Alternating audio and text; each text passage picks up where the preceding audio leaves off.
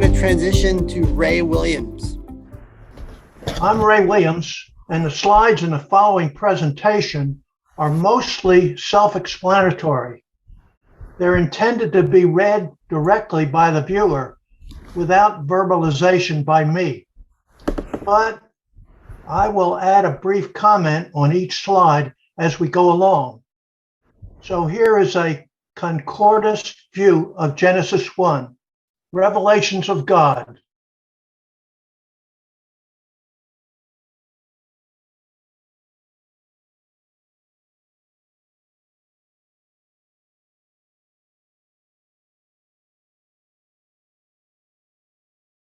The word in Genesis 1 has two aspects: the narrative of the world's creation and an embedded theological message.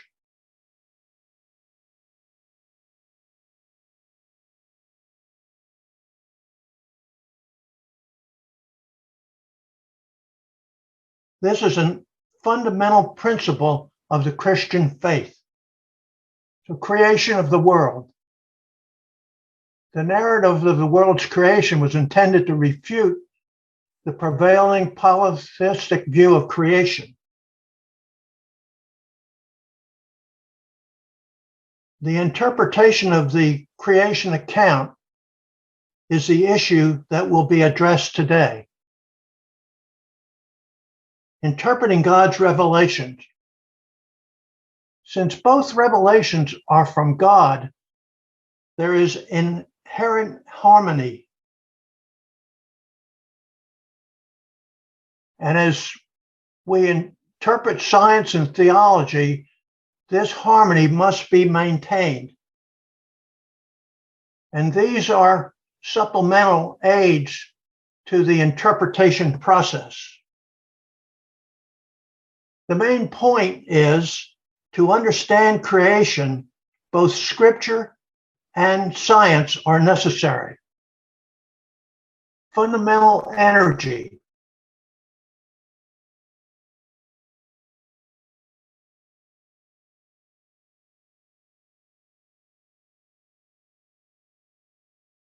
An important takeaway is that light existed from the beginning of creation.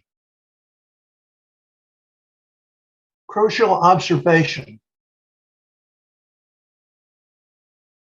The recognition of two time periods is a key to understanding Genesis 1. The first creation period.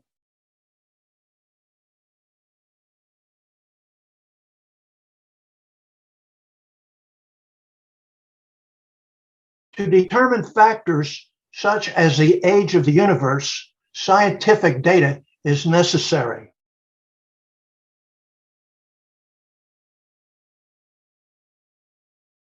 It's important to realize that today's universe began with Genesis 1:1, the second creation period.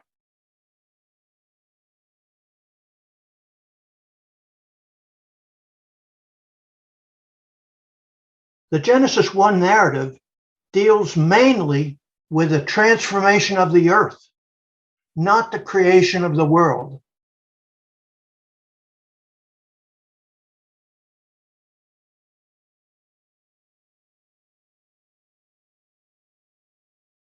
The earth was not created at the beginning of creation. It was formed about 2/3 of the way from the beginning of creation until today. Now here's a timeline of the creation of the universe.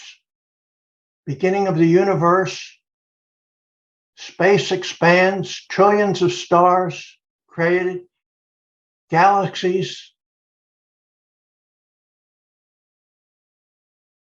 Our sun was created, and the earth was formed in the sun's solar system, and the earth was without form and void, but the Spirit of God was hovering over the face of the waters to guide all things.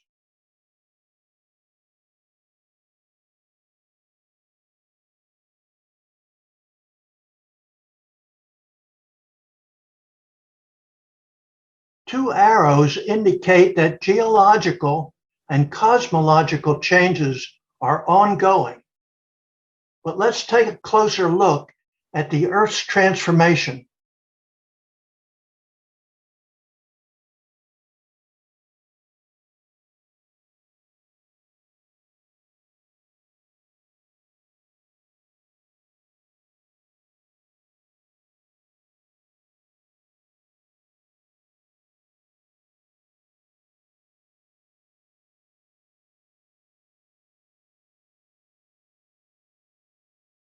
The format of the decrees confirms that a physical creation is being described, but their brief statements are not scientific explanations.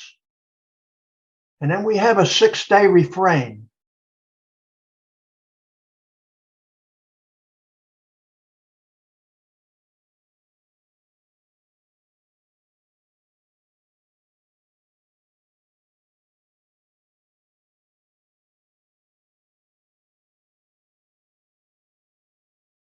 It's important to understand the purpose of the refrain.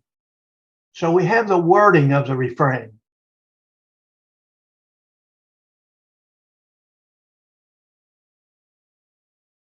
Notice that Collins uses the first day rather than one day.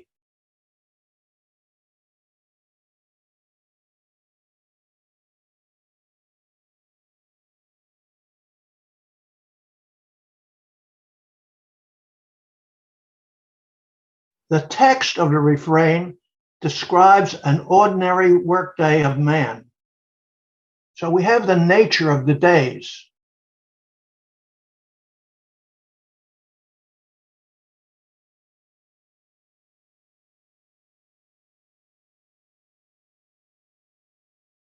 The workdays of man and those of God are not identical in duration.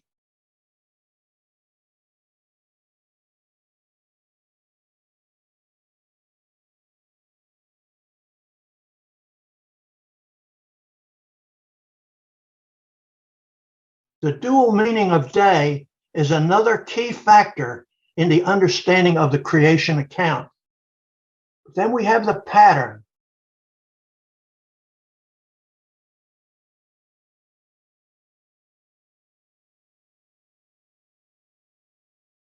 Godfrey understands the function of the refrain.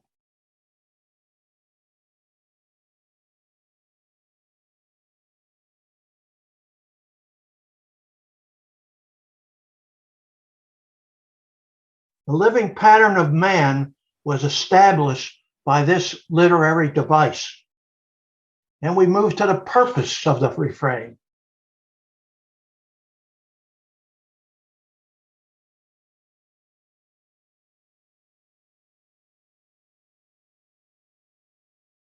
Man is a crowning achievement of God's creation. And we have the fourth commandment analogy.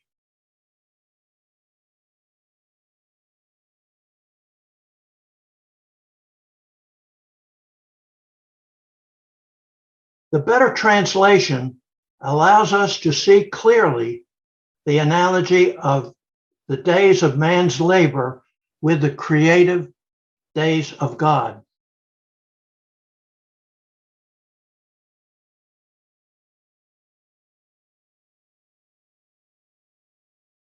This is organic life filling the earth.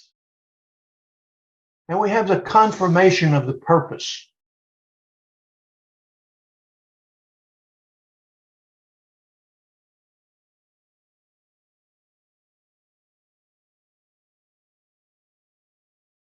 So the purpose of the refrain is confirmed by the fourth commandment verses. So we move to the calendar day view.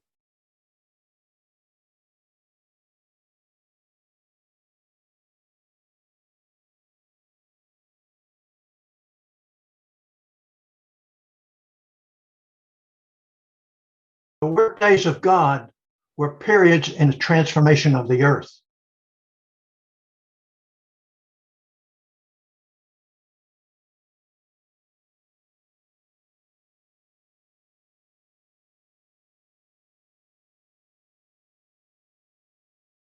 The young Earth interpretation of Genesis 1 is scientifically untenable. Now we have the framework view.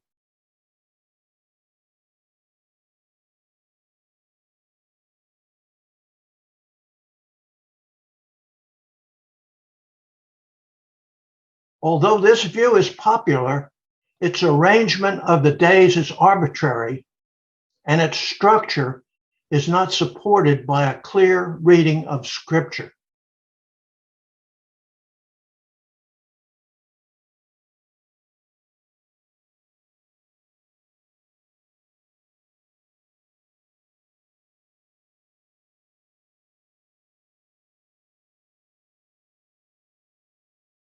The framework view is simply an erroneous creation hypothesis.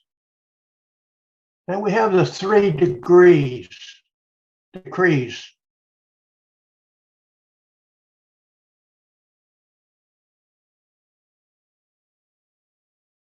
We have seen that light existed from the beginning of creation.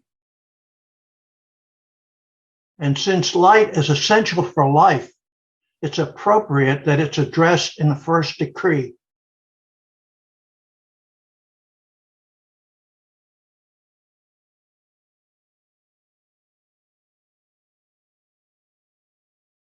There never was a solid vault in the heavens to hold the waters back.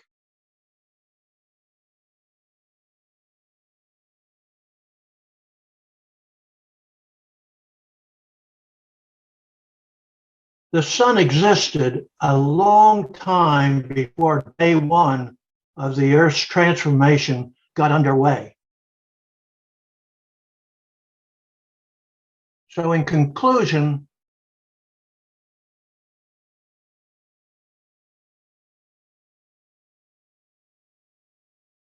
God created an amazing universe.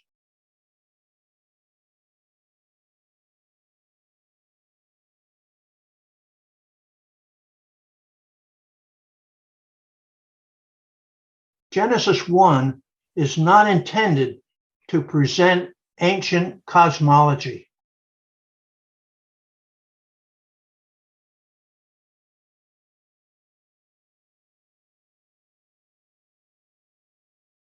Genesis 1 defines man's daily and weekly living pattern.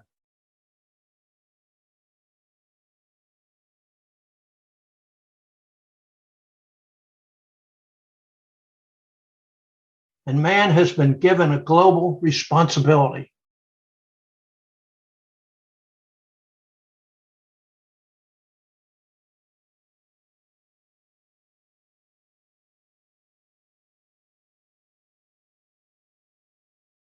Science has developed a wealth of information about the universe.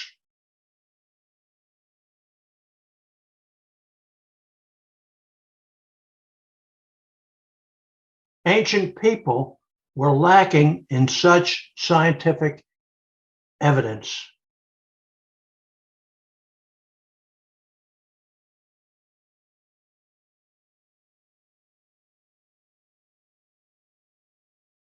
Biblical inerrancy is of paramount importance.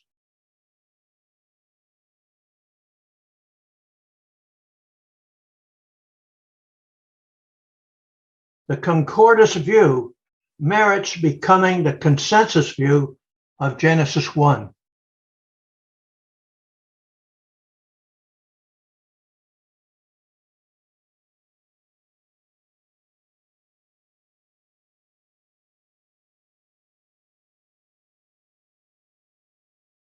So that's the reflections. If there are any questions or comments. And I believe our first question is going to be from Paul Carr. Yes, it's interesting that this first chapter of Genesis is the only justification I know of for a 7-day week. In other words, our day is 24 hours. That's related, it's cosmological, related to the rotation of the Earth. A month is approximately the phases of the moon, and a year, of course, is the time it takes the Earth. Your sound went off. I'm sorry. I was just saying that the Egyptians, the Egyptians had a 10-day week as opposed to the 7-day week of the Bible. And to me, I draw the conclusion that that the Bible was written in Mesopotamia, or what we know as Babylon or Iraq.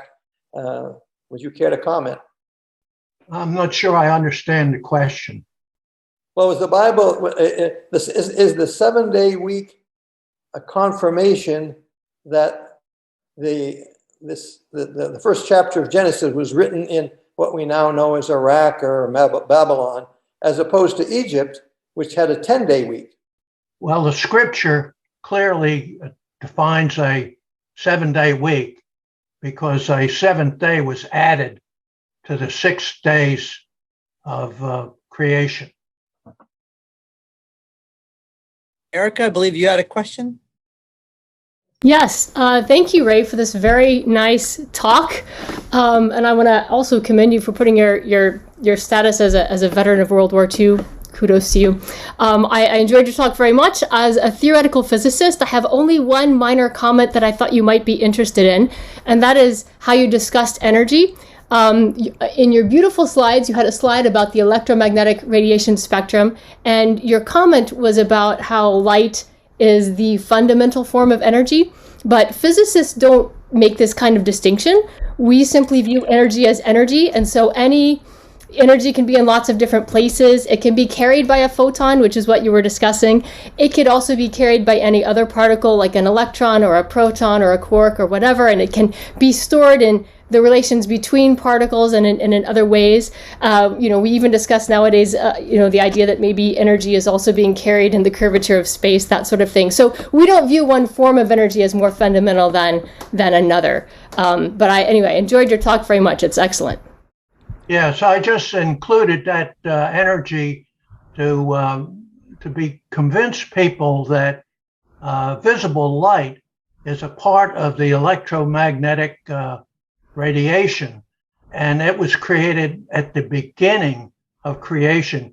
It did not, light was not created in day one of the Earth's transformation.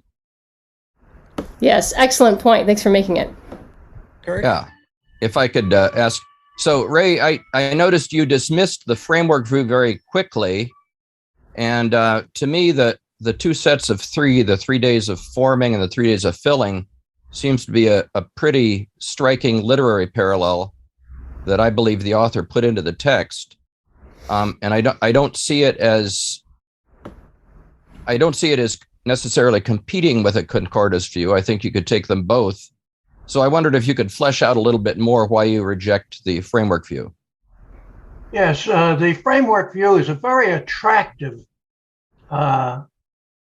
structure, but it leads people to an incorrect interpretation of Scripture, and it really negates the sequential exposition of the days in Scripture by the decrees.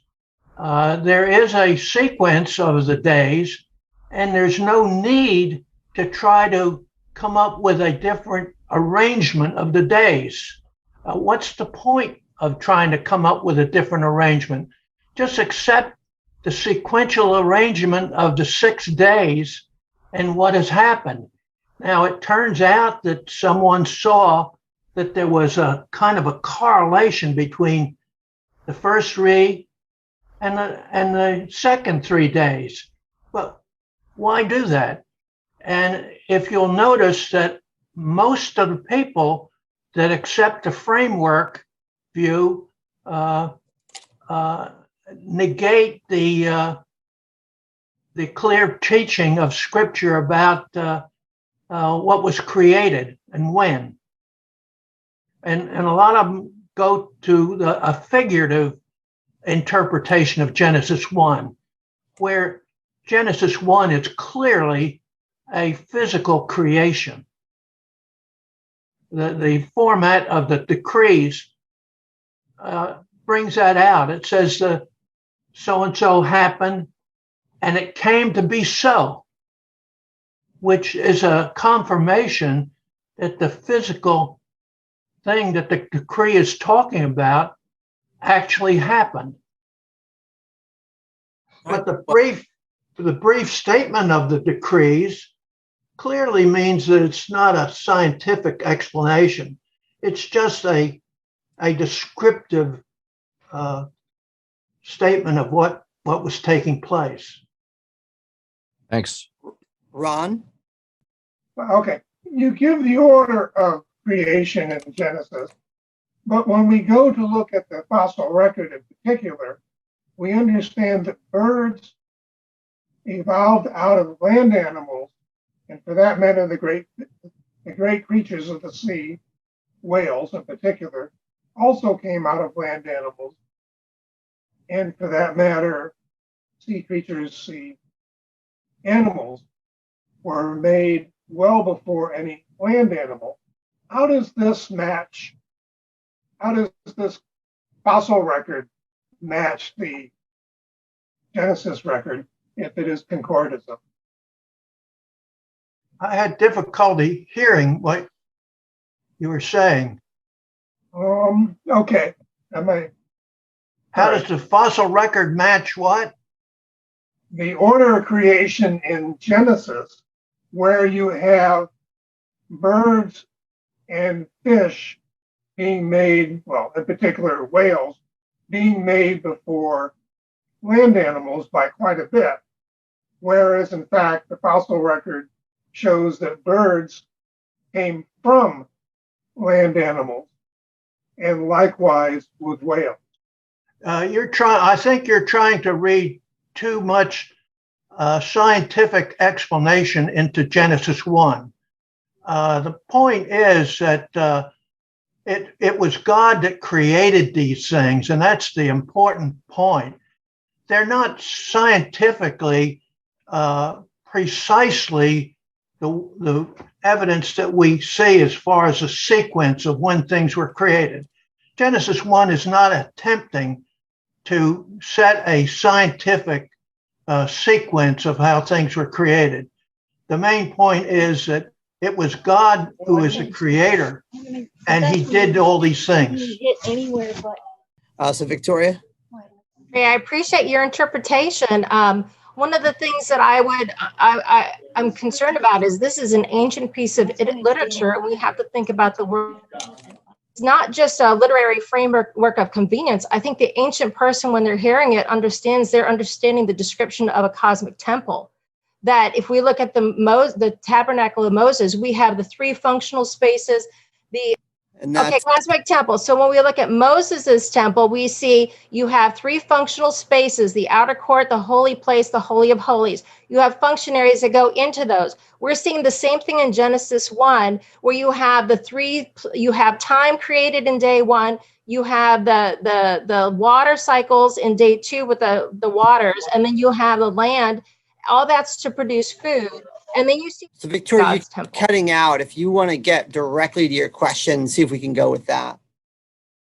Well, I understood, Okay. There's a feeling of the cosmic temple interpretation of Genesis 1. And yes, you can make a theological comparisons with a lot of things, but that interpretation says that Genesis 1 is not a physical creation. It's a functional creation. And I think that's fundamentally in error. Hugh? Yes. With respect to Creation Day 6, it's not addressing land mammals generically. Rather, it's talking about three subcategories of land mammals, those that are most crucial for launching human civilization, whereas Creation Day 5 is addressing generically the creation of water mammals and the birds. So there really is no contradiction with the fossil record. I wanted to comment too about the framework people. We've been debating them for 25 years, and there's been evolution in both of our views. And we're finding that they began by saying there is no chronology physically with respect to Genesis 1. They're now of the view that there is a chronology more limited than what we Concordists hold.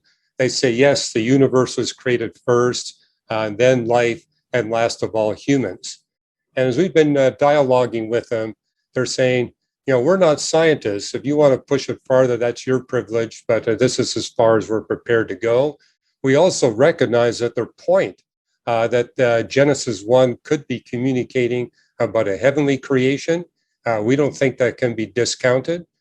We take the position at reasons to believe there's multiple messages being communicated in Genesis 1. So we actually are in very good terms with the framework people. I would agree with Kirk. We can integrate both views. Thank you all for coming, and thank you to our speakers for their stimulating and excellent presentations, and for all who responded for helping the conversation along.